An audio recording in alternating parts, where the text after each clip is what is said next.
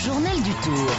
Et direction Pau, d'où part tout à l'heure la 17e étape du Tour de France, direction le Tourmalet. Bonjour Bérangère Bonte. Bonjour Aymeric. Le Tourmalet, c'est presque la finale de ce Tour de France. Oui, on peut dire ça comme ça. Le suspense est entier à 3 jours des Champs-Élysées. Et avec, avant cette dernière étape pyrénéenne, c'était le scénario voulu par les organisateurs d'ailleurs, et c'est le cas. Contador n'a que 8 secondes d'avance sur Andy Schleck au classement général. Et dans le camp Astana, on se méfie du luxembourgeois Yvan Sanquer, le directeur sportif. Je pense que le tour n'est pas joué. Andy est un grand coureur avec un gros mental et donc il va se battre jusqu'au bout. Et il faudra qu'Alberto montre des qualités qu'il a toujours su montrer. Mais il va falloir qu'il se batte aussi pour garder ce maillot jaune jusqu'à Paris. Donc cette année, pour la première fois, il est arrivé avec une équipe formée autour de lui, avec des prétendants qui le désignaient quand même clairement comme l'homme à battre sur ce tour. Effectivement, maintenant, il va falloir défendre ce maillot. Yvan Sanquer au micro Europe 1 de Guillaume Garrigue. Du côté de l'équipe Saxo Bank, Andy Schleck a bien conscience que c'est le jour ou jamais. Voici ce qu'il répondait en conférence de presse hier lorsqu'on lui demandait combien de temps il doit prendre aujourd'hui au Tourmalet pour espérer gagner le Tour. Bien sûr, il faut que je sois en jaune d'abord pour gagner le Tour. Il n'y a qu'une chance pour le prendre, parce qu'après-demain c'est fini et il vient contre la montre. Si j'ai besoin d'1 minute ou peut-être si 30 secondes, c'est suffisant. Je ne peux pas le dire maintenant. Je suis sûr et certain que je vais faire un bon contre-la-montre le dernier chrono. Par contre, Alberto, c'est un spécialiste sur ce domaine. Mais je pense environ, on va dire 1 minute. Avec 1 minute, je serai content, mais si c'est plus, c'est mieux.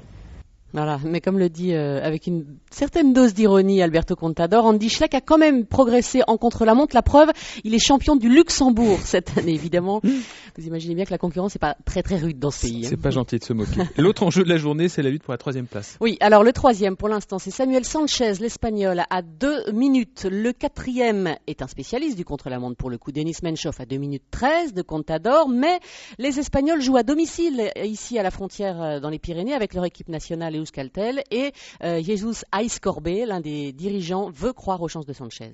Pour nous, c'est historique. Nous avons couru 10 Tours de France et nous n'avons pas obtenu un podium sur le Tour de France. Pour nous, c'est historique. Pour nous, c'est très important. Tous les supporters qui sont dans les Pyrénées, ils sont supporters de tous les cyclistes parce que c'est les gens qui aiment le cyclisme en général. Mais c'est vrai qu'ils sont du Pays Basque et pour nous, pour l'équipe Orange. Oui, nous sommes chez nous et c'est important pour nous. Voilà, l'un des chefs des Oranges, Jesus Aizcorbe, Laurent Fignon, col de Marie-Blanque, col du Soulor et arrivé au sommet du Tourmalet. Le scénario, d'après vous? Alors oui, c'est d'abord une très belle étape de montagne qui peut nous offrir un magnifique spectacle et qui peut permettre aux deux protagonistes, allez, on va résumer la course à eux deux, Schleck et Contador, de nous faire des tactiques différentes.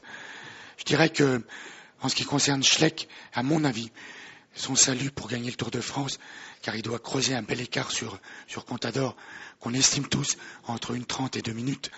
Et pour cela, le Tourmalet peut lui suffire à condition qu'il ait mené une course difficile, dure, dès peut-être Marie-Blanque d'ailleurs. Mais pour cela, il lui faudra une équipe très compétitive. Et malheureusement, on a bien vu ces derniers jours qu'elle ne l'était pas. Je pense qu'il faudra pour lui durcir la course des Marie-Blanque, essayer d'éliminer les équipiers, ne jamais relâcher la pression sur Contador, car on n'a jamais vu comment Contador s'en sortirait avec une étape très difficile. Il n'a jamais été attaqué de très loin. Et là, ça peut être une inconnue pour Schleck, s'il en est capable.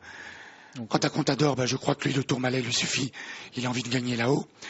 Donc son équipe, qui par contre elle est très forte, on s'en moquait au début d'année et on s'aperçoit qu'elle est tout à fait là pour gérer le Tour.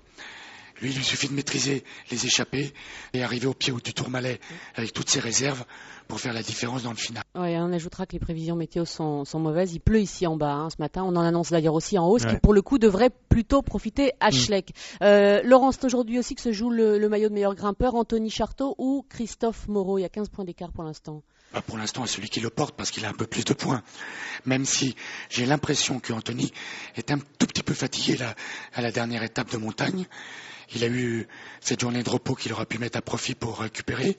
Moreau est en phase ascendante parce qu'il a repris beaucoup de points et il y croit. Donc on va avoir un beau duel qui va se jouer très rapidement dès Marie-Blanque, je pense, parce que la montée est très difficile, très raide, pas très longue mais très raide. Et si l'un prend l'avantage sur l'autre, eh bien, ça sera vite joué. C'est la dernière étape pour gagner le maillot à poids, et d'après, il n'y a plus rien. Et ça se ne jouera pas dans le Tourmalet, puisque là, nos deux protagonistes seront loin, à mon avis, des Schleck et Contador. Merci Laurent Fignon. Et on va l'écouter, tiens, Anthony Charteau. Pour moi, ça va être une étape quand même assez difficile, même pour les leaders. Bon, Marie-Blanc, c'est assez difficile au niveau du pourcentage, mais il n'est pas très très long. Le Soulard est un poil plus long et le plus dur, le Tourmalet, que tout le monde redoute parce que de ce côté-là, de ce versant-là, il est excessivement difficile. Nous, on l'a déjà passé, mais sans arriver au sommet. J'ai souvenir d'avoir vraiment galéré.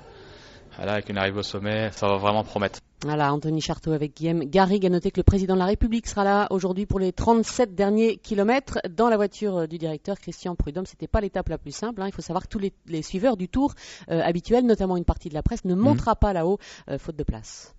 On termine comme chaque jour avec un souvenir de fou rire sur le vélo. Jackie Durand aujourd'hui, l'ancien champion de France, souvenir du Tour du Limousin des années 90. C'était la période post-Festina où c'était vraiment très tendu entre le public et les coureurs, et un spectateur, mais au milieu de nulle part, est venu sur le bord de la route et dire « bande de dopés ». Et là, on s'est tous révoltés, on s'est tous arrêtés. Et la grosse prise de panique de la part de supporters qui a couru à travers champs, qui est retourné au milieu de ses vaches et qui a de ce coup pris peur en voyant 180 coureurs s'arrêter que pour lui. On a vraiment rigolé et on avait oublié un petit peu la course. Et ce spectateur n'est peut-être pas revenu sur les bords de la route, ou alors il est revenu dans un village où il y avait beaucoup de monde pour dire ce qu'il avait à dire. Voilà, Jackie Durand, micro Europe 1 d'Alban Le Poivre.